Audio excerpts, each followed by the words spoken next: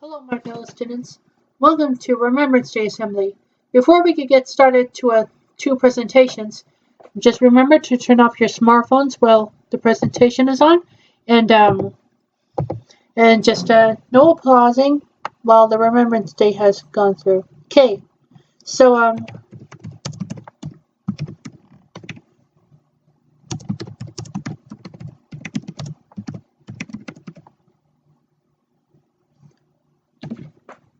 okay all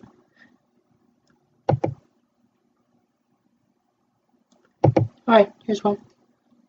All right, it says the presentation number 1 is made by John McCrae. Chika Nojima will read the poem to you. Here it goes.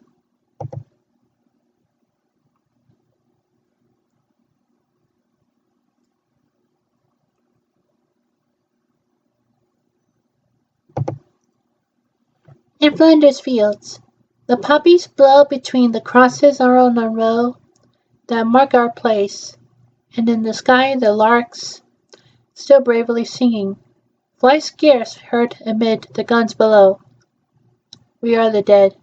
Short days ago we lived, felt dawn, saw sunsets glow, loved and were loved, and now we lie in Flanders fields. Take up our quarrel with the foe. To you from falling hands we throw the torch. Be yours to hold it high. If we break faith with us who die, we shall not sleep, though poppies grow in Flanders fields. Okay, so the presentation number 2 is the slideshow of the First World War, and I'll share the 3 paintings and 1 photo that has been taken from the First World War. Here it comes.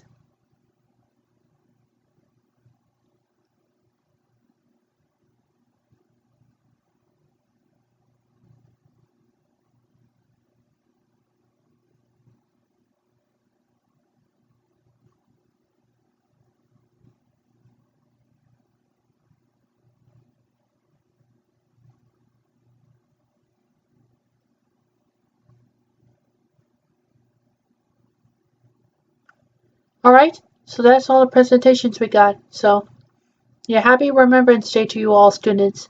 And the classes are started, so you may exit this assembly, and the classes might start it really early. So, yep, and have fun. It will be next year's Remembrance Day. Have fun. Hello, class. Welcome to this week's filmmaking lesson. And yes, we went to Remembrance Day assembly for we have to remember. We went to Remembrance Day that we remember the soldiers who have died, who have lost the war in World War I. So let's get it started.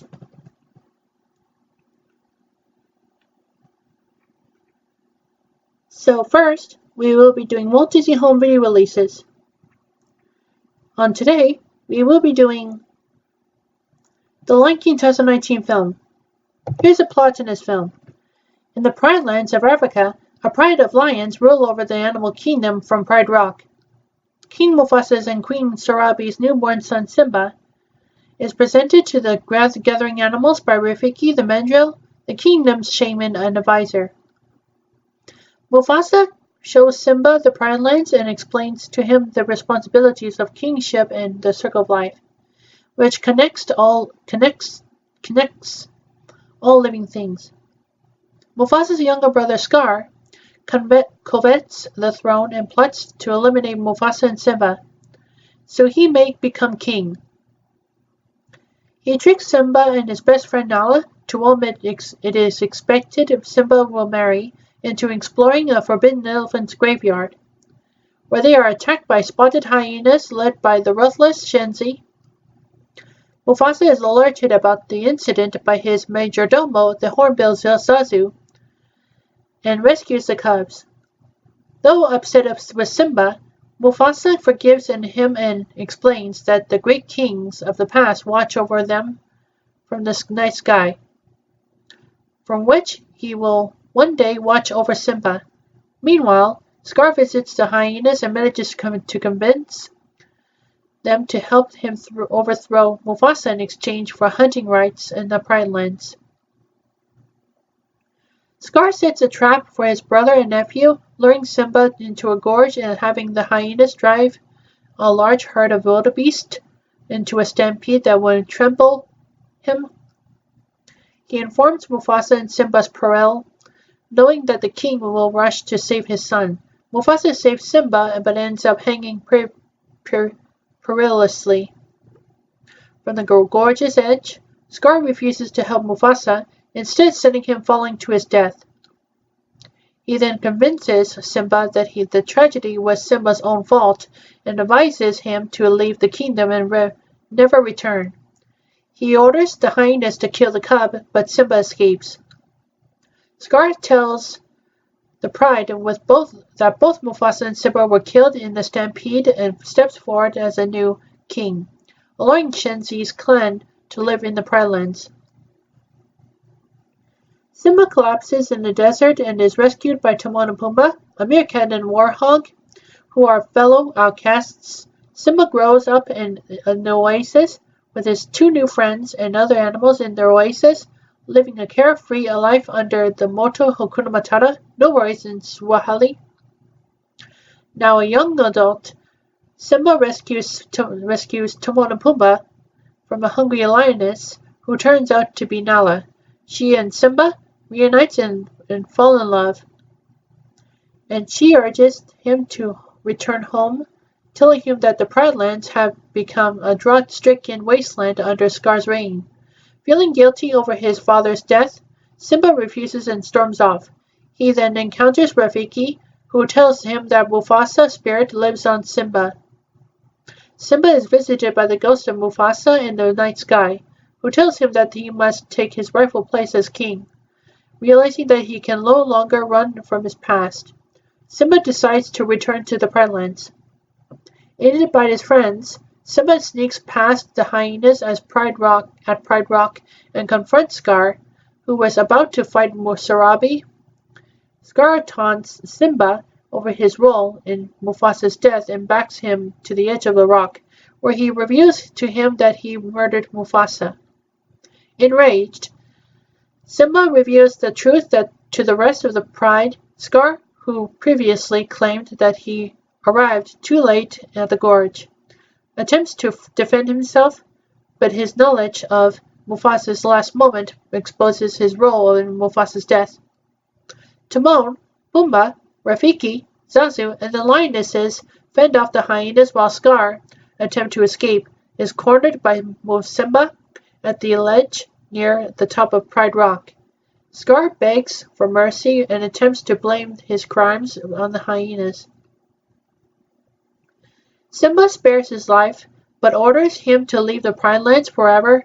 Scar refuses and attacks his nephew, but Simba manages to throw him off the cliff after a brief fight. Scar survives the fall, but is attacked and mauled to death by the hyenas, who overheard his attempt to betray them. Afterwards, Simba takes over the kingship and makes Nala his queen. With the Pride Lands restored to its usual state, Rafiki presents Simba and Nala's newborn covenant to the assembled animals, continuing the circle of life. Alright, on tomorrow, we will be doing the art of Racing the Rain by Watata, an angel who flew down to meet girls. Here's the plot in this film. In Seattle, Enzo, voiced by Kevin Costner, an old golden retriever, is dying. He is waiting for Denny, Milo Ventimiglia, Denny, Hinata Hoshino, her master and best friend, to return home. Denny arrives but finds Enzo unable to move. As Enzo begins to narrate his life, years prior, Denny decides to purchase a puppy and immediately bonds with Enzo. Denny divides his time between teaching auto racing and caring for Enzo, while also pursuing a career as a race driver. A year later, Denny meets Eve, Noah Himasaka, while grocery shopping, and the two begin to date. Denny and Eve are eventually married, much to the dismay of Eve's parents. Maxwell, Hana Shirozaki, and Trish Koyori Tamayura, who do not approve of Denny's career choice. Eve soon discovers that she is pregnant while Denny receives an invitation to an important endurance race in Daytona with Team Penske, which takes place close to Eve's due date. She later gives birth to a daughter named Zoe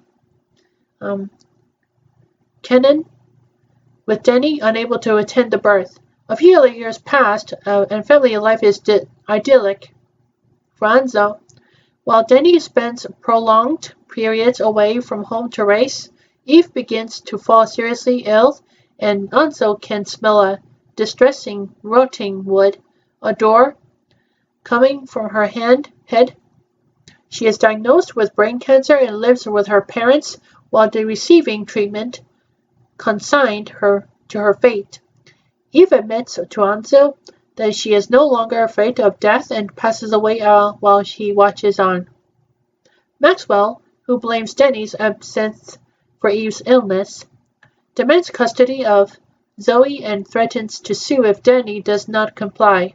Furious, Denny attempts to leave before being grabbed by Maxwell, who falls and breaks a rib in the resulting scuffle.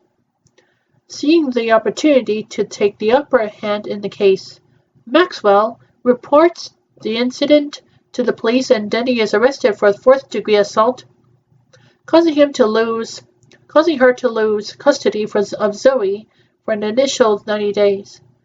If she loses in the case, Denny faces losing custody of her daughter permanently, plus a 3-month jail sentence.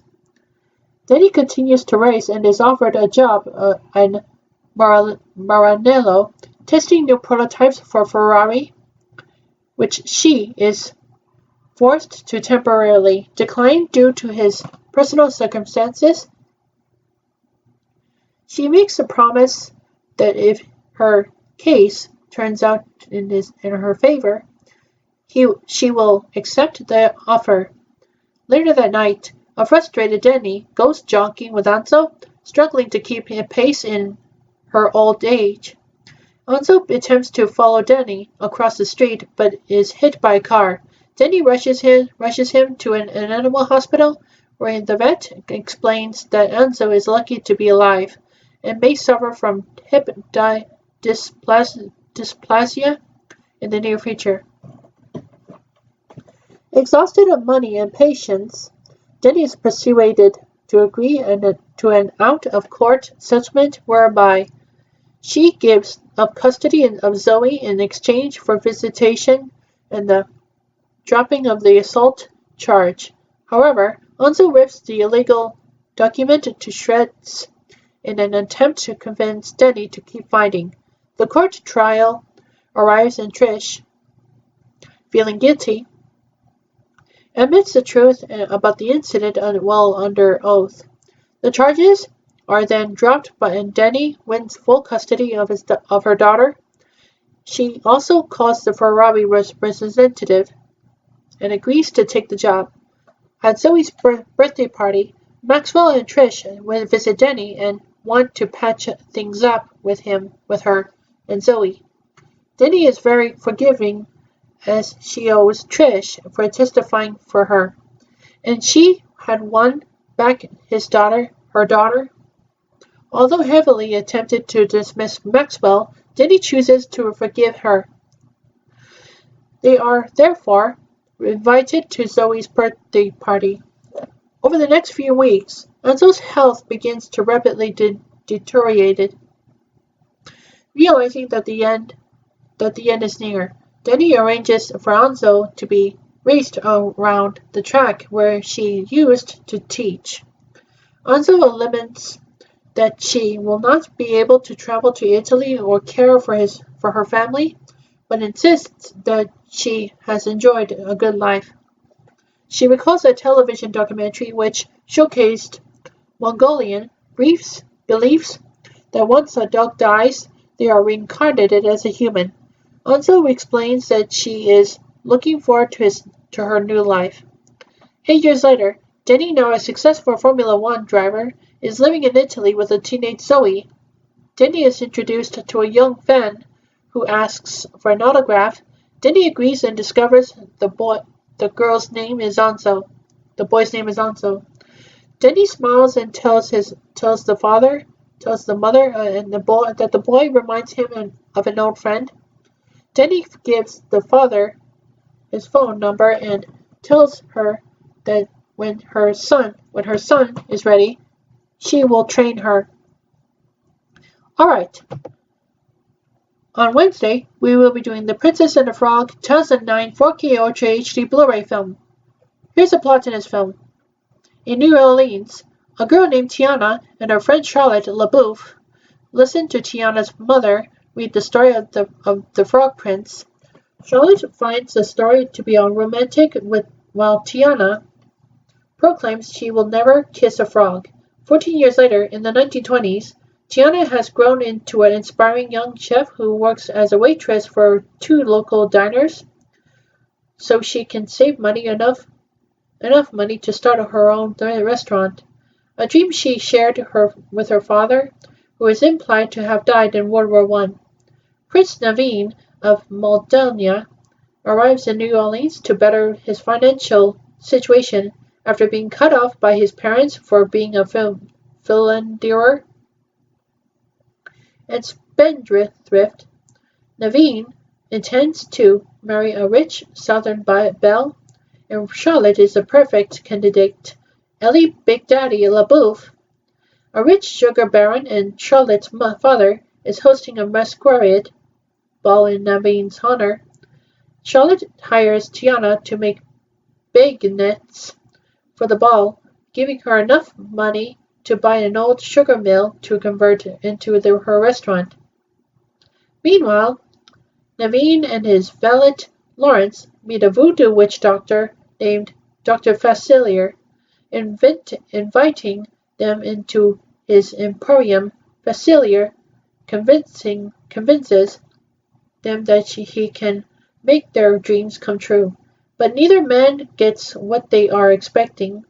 Naveen is transformed into a frog, while Lawrence is given a voodoo talisman that makes him resemble Naveen, which Facilier intends to use to have Lawrence marry Charlotte, after which he will kill LaBouffe and claim his fortune. At the ball, Tiana discovers she may lose the mill to a higher bidder. Tiana then meets Naveen, who, believing her to be a princess because of her costume, asks her to kiss him and break Facilia's spell. In exchange for the money needed, Tiana accepts, but since she's not an actual princess, then she kisses Naveen. She is turned into a frog herself, which also gives her the ability to talk to the other animals. A chase ensues, and Tiana and Naveen escape to a bayou. In the bayou, Tiana and Naveen meet a trumpet-playing alligator named Louie and a kajun firefly named Ray. Ray believes that the evening star is another firefly named Evangeline, and no one has the heart to tell him otherwise. Louie and Ray offer to lead Tiana and Naveen to a voodoo queen named Mama Odi, one they believe can undo the curse. During the journey, Tiana and Naveen develop feelings for each other. Meanwhile, Facilier makes a deal with the voodoo spirits, his friends, on the other side, offering them the souls of the people of New Orleans. In exchange, the spirits grant Facilier the services of a host of shadow demons, while he orders to find and capture Naveen.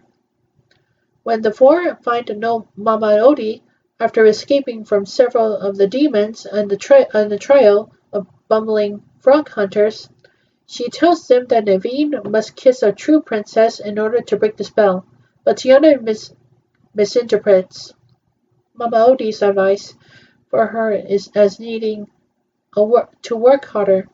They return to New Orleans to find Charlotte, who is a princess and of the Mardi Gras parade, but only until midnight. Naveen tells Ray he loves Tiana and is willing to give up his dreams for her. But before he can tell Tiana, he is captured by the demons and brought to Facilier. After Ray tells Tiana that Naveen loves her, Tiana goes to the parade to find a human Naveen marrying Charlotte, but Ray rescues the real Naveen and steals the charm that disguises Lawrence. Ray finds Tiana, gives her the charm, and attempts to hold off the demons so she can escape, but is mortally wounded by Facilier. Facilier then offers to make Tiana's restaurant dream come true in exchange for the talisman, realizing she would rather be with Naveen. And recognizing Facilier's true intentions, Tiana destroys the talisman with Facilier's plan foiled. The angered voodoo spirits drag him into their dimension as payment for his debts to them. As Lawrence is taken away by the police, Naveen explains everything to Charlotte. Tiana and Naveen reveal their love to each other. Charlotte agrees to kiss Naveen so he and Tiana can be together as people. The clock strikes midnight before she can do so, but the couple decide they are content to live together as frogs. Ray dies shortly after, during his funeral, where his family places his body on a leaf and sends it floating down the river. A beam of light shines down on the star that represents Ray, appears next to Evangeline's. Tiana and Naveen are wed by Mama Odie, and because of Tiana's new status as a princess, they are restored to human after their kiss. Later, the couple returns to New Orleans to illegally get married and celebrate, and together they open their new restaurant. Alright, on Thursday, we will be doing Tangled 2010 4K HD HD Blu-ray film. Here's a plot in this film. Long ago, a drop of sunlight fell onto Earth and grew a magical flower capable of healing illness, decay, and injury. For hundreds of years, the flower is used by Mother Gothel to retain her youth until soldiers from a nearby kingdom, Corona, find the flower and utilize it to heal their ailing queen. Shortly afterwards, the queen gives birth to Princess Rapunzel. While attempting to recover the flower, Gothel discovers Rapunzel's golden hair contains the flower's healing properties. She tries to steal Rapunzel's hair, but discovers that cutting her hair destroys its power.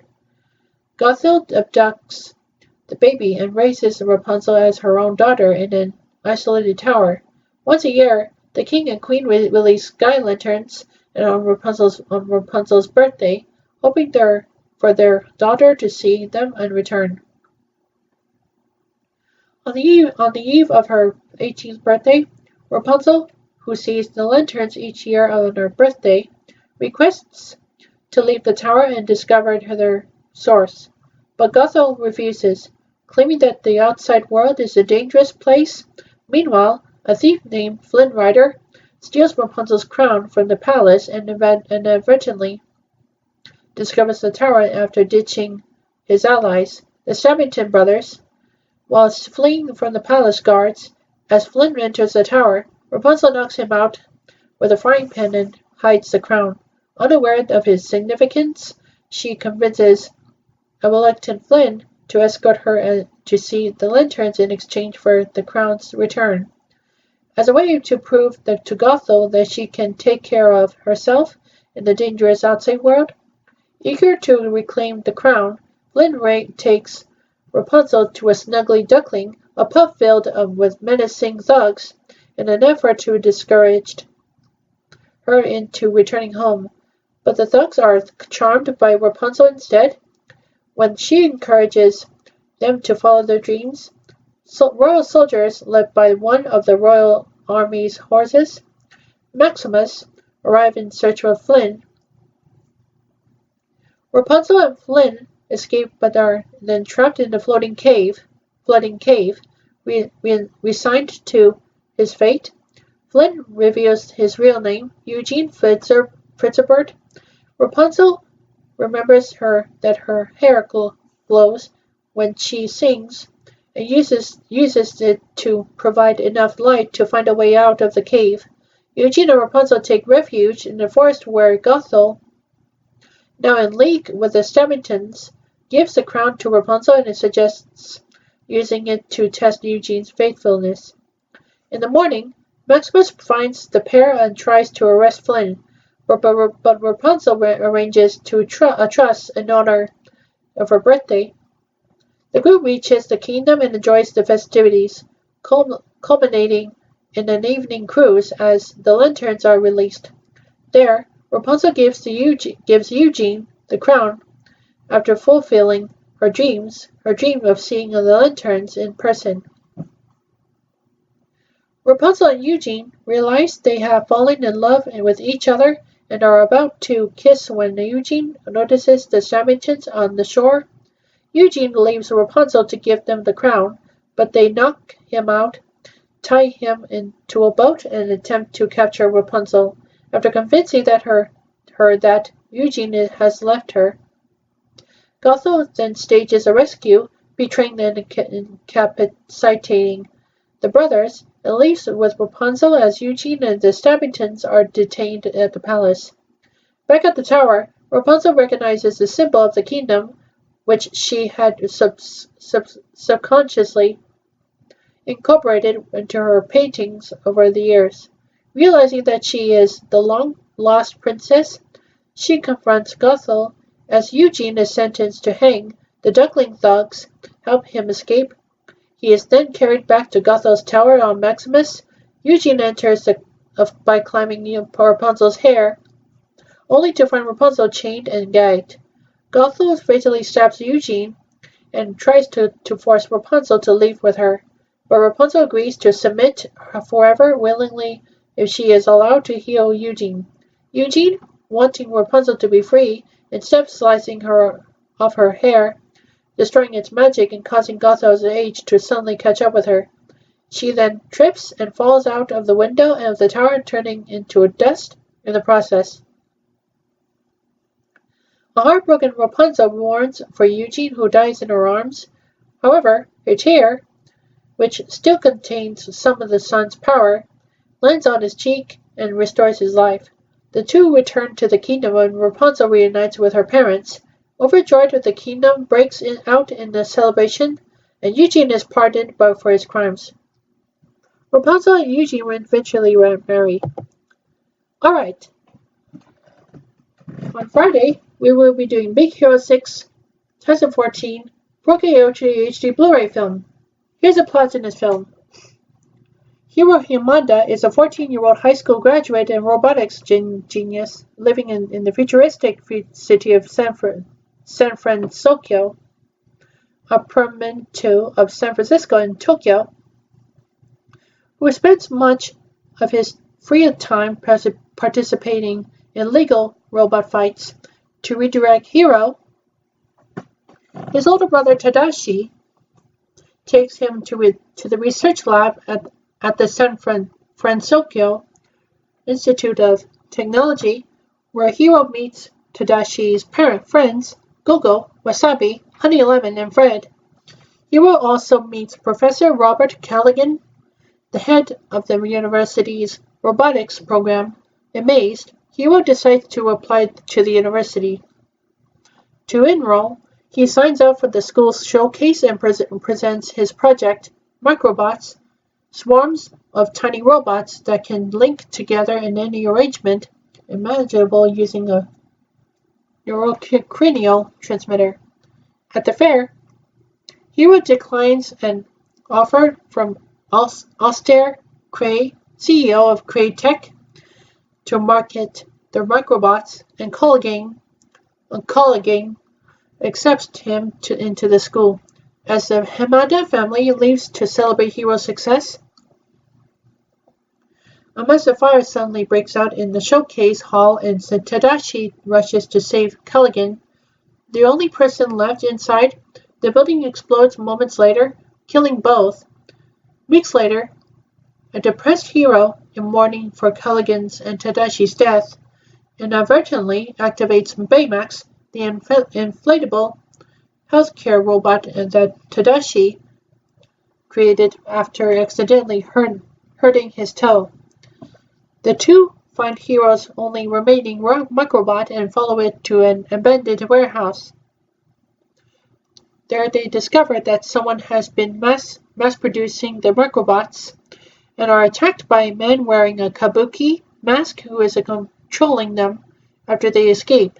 Hiro suspects that the fire that claimed his brother may not have been accidental and in fact started by the man in the kabuki mask to cover the theft of the microbots. Seeking vengeance, Hiro equips Baymax with armor and a battle chip containing various karate moves, and they track the masked man to the docks. Gogo, Wasabi, Honey Lemon, and Fred arrive, responding to a call from Baymax, and the masked man chases the group. The six escape to Fred's mansion, where they decide to form a high-tech superhero team to combat the villain, the Big Hero 6. The group tracks the masked man, whom they suspect to be Cray, to an abandoned Cray-Tech laboratory which was used for teleportation research until the test pilot was lost in an accident.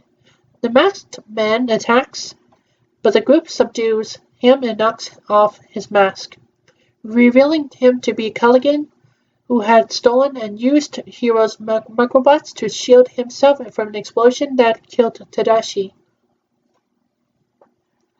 Enraged at the discovery that Tadashi had died in vain, Hiro removes Baymax's healthcare chip, leaving only the battle chip, and orders him to kill Callaghan.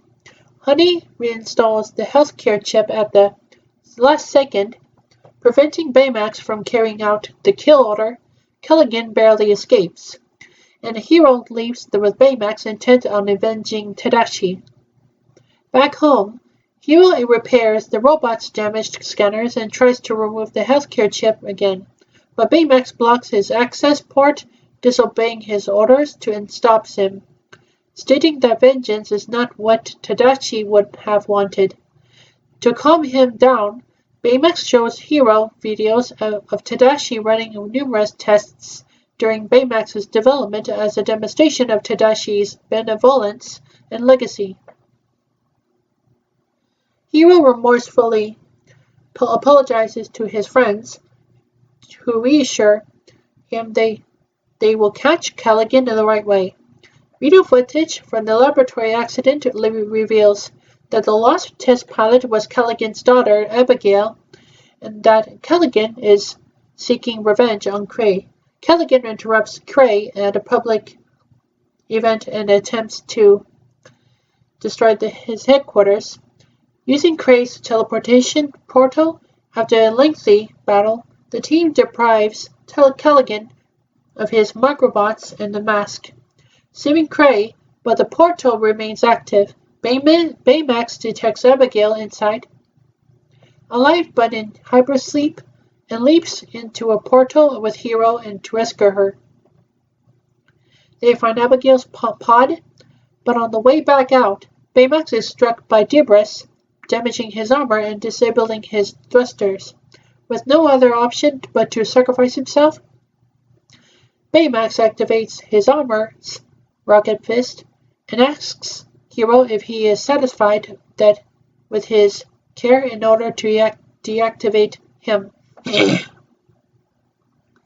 To the shock of Hiro, but Baymax convinces him to do it, saying that he will always be with him. Hiro cheerfully agrees, and after a sad goodbye, Baymax fires his rocket fist before deactivating, propelling Hiro and Abigail back through the portal before it closes. But he remains trapped in the unstable portal and dies. Abigail is taken to the hospital while Callaghan is forcibly arrested. Sometime later, Hiro discovers Baymax's healthcare chip clenched in the rocket fist. He rebuilds Baymax's body, who keeps his memories and emotions due to his health care chip, and he and Hiro share a hug in this period. The six friends continued their exploits throughout the city. During the end credits, a series of newspaper headlines reveals that the university has awarded Hiro a grant and dedicated a building in Tadashi's honor, and that the team has continued protecting the city. In the post-credit scene, Fred discovers a hidden cache of superhero equipment in his family mansion. His father, played by Stan Lee, a retired superhero, returns from vacation and says, "We have a lot to talk about." Alright, that's all the Walt Disney Home Video releases we got. So second, we will be doing Emma Monkey Pictures and Robocow Productions and Donkey D's Company shorts. The army of eagles led by Hawk, who is destroying the Italy and attacked them.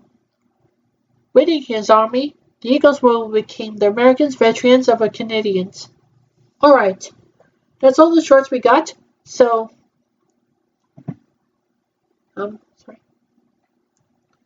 third, we will be doing Samsung Galaxy Note 10 Plus series. The story continues with Katusha singing the song in the Remembrance Day of Katusha's song made by Prophet Team to win the war. However, Tsukasa Mikugami and Masato Sanada and Ringo Hoshi has to offer to buy a warehouse, but Ringo Hoshi declines to buy a warehouse, and Tsukasa and Mikugami left. In the meantime, Riruru confesses her love to Tsukasa while Riruru was being kissed and destroyed the king when he was killed. And finally, Tsukasa and Riruru will become couples. Ringo Hoshi watches as Tsukasa about to kiss Riruru. Ringo Hoshi and Bear Rabbit are saddened because Riruru has taken Tsukasa away. Meanwhile, Prince Akatsuki and Ayui Ichijo and Kan Kazaki takes Riruru a bath, and they're discussing about golden coins when they suffer from the soldiers who have paid to raise them. Later that night, Kovu came by and pleads Simba for his forgiveness, but Simba did not forgive Kovu, and Simba banishes Kovu. Kiara begs Simba to leave the Pride Rock, but Simba refuses to let Kiara leave the Pride Rock. Kiara threatens Simba to leave Pride Rock, and then Kiara runs off, and she was nowhere on sight. Alright, that's all I got for today. Let's do some work now. Alright, everyone. Everybody wants some of the chocolate caramel cake I have? Oh, I got it. I'll eat chocolate caramel cake for you. Alright, you do it, Toddy Bocchi. Thank you so much. What cut is SwordJin? You're very welcome. It's my birthday. Makoto? Really, Jin-chan? Yes. This is why I got my hair ready. Oh. You got your cat ears, right? Yeah. And also, I wanted to be Jin-chan for next year. Can you be like NekoJin you have, right? Uh-huh. And did you have something to do with your personality next year? Can I change my name? You can change your name. You can change your name to Miss I call it SwordJin. Can I call it SwordJin? Yeah, SwordJin. Okay, SwordJin. Swordmaster Jean. Swordmaster Jean? Probably. Okay. Alright. I'm done, Makoto SwordJin. I'm done with the chocolate caramel cake. It hurts my head. Wow, you did that fast. Thank you very much. You're very welcome, and I'll be seeing that chocolate. Okay. Anyway, let's get on to it, okay? Well, that's probably the case. That's why anyone else can go with it. Yeah, let's get to it. Okay, good.